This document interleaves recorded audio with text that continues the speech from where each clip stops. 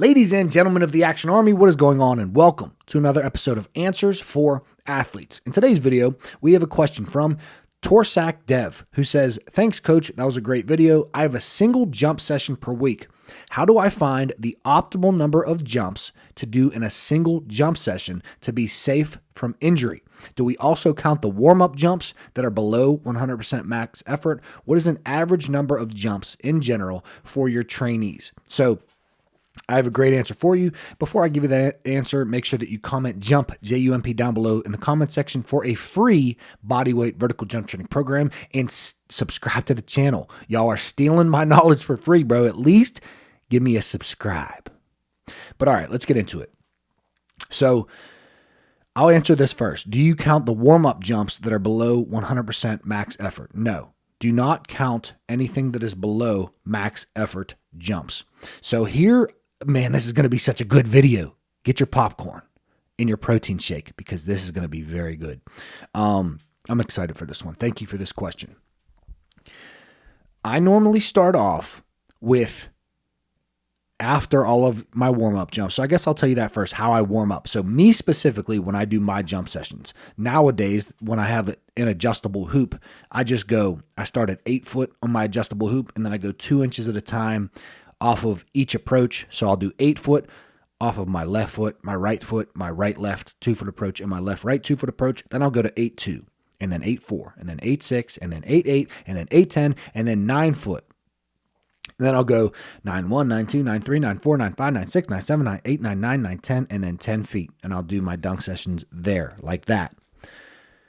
When I did not have an adjustable hoop, I would do 5 jumps off of each approach. So my right foot, right, and left, right, touching the net. Then I would do 5 jumps each approach. So that's 20 jumps. Touching the backboard. So 20 jumps touching the net, 5 off each approach, 20 jumps touching the backboard, 5 off each approach. Then I would do 20 jumps touching the rim, 5 off each approach. Then I would do my dunks, and I would start with 3 dunks each approach. And normally, back when I really did dunk sessions, it would take me a minute to get from rim touches to actual, max intensity dunks. So I would miss a lot of my dunks at first. So I really didn't start counting until I was making my dunks when I was fully warmed up. But when I was fully warmed up, I would do 3 dunks off my right foot, 3 dunks off my left foot, 3 dunks off my right left, and then 3 dunks off my left right. And sometimes I would get crazy after that, and I would practice my left right and my right foot because they were my weaker approaches. So I would do a couple extra reps off of those. And that is what I think everybody out there should do, and that is what I prescribe for most of my athletes to start. Then we would go to 4 jumps each approach on the next jump session. Then we go to 5, and then 6, and then 7, and then 8, and then 9, and then 10. And then once I got to 10 jumps off each approach, so that's 40 max jumps. That's a lot. 40 max jumps. What I do after that is I use the drop-off principle. So for my athletes online and my athletes in person, I actually don't do too many just dunk sessions with my athletes in person because most of my athletes in person are basketball players and they want a well-rounded training. They're not just seeking vertical jump, but for my athletes online who are just seeking vertical jump, once we get to that point where we are past 40 jumps, 40 max intent jumps, I use the drop-off principle, and I say, as soon as you see a drop-off in performance, I need you to stop jumping, because the whole goal is to progressive overload and force adaptation. And if we're getting to the point where we are now on a decline, so we did our warm-ups and then we did some dunks, and now we're seeing a decline in our jumps, and we're not jumping as high as we were in the beginning or the middle of our jump session, I need you to stop, because at that point we're just doing fatigue jumping, and it's just going to have more of a detriment than it is going to be helpful for your vertical jump. So let me make sure that I answered your full question.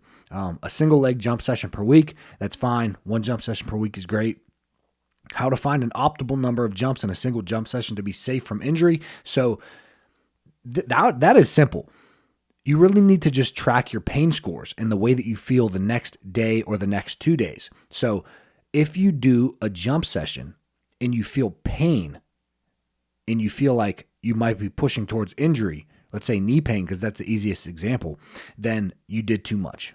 So make it so, and then you just back off. If you didn't feel pain, you just add a little bit more. So add 1 max jump to each approach.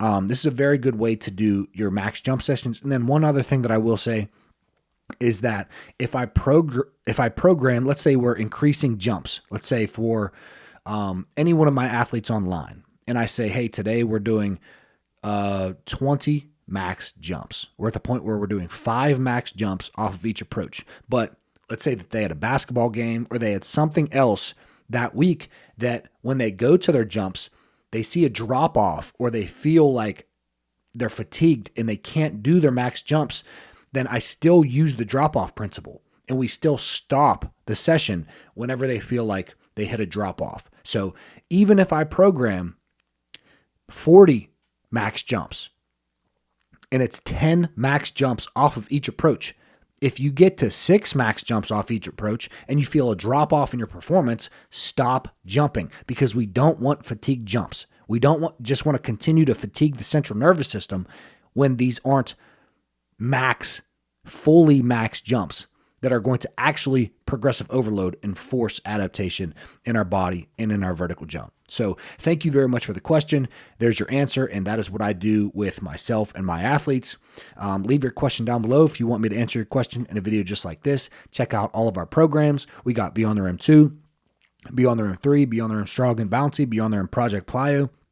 We got Indestructible Knees. We got Beyond the Rim in season, Indestructible Knees in season. We got Upper Body Athlete in season, Upper Body Athlete 2, Upper Body Athlete 3, all the programs that you need to make some gains and go to the next level. Subscribe to the channel, and I'll see you tomorrow at 9 a.m. Eastern Standard Time. Peace.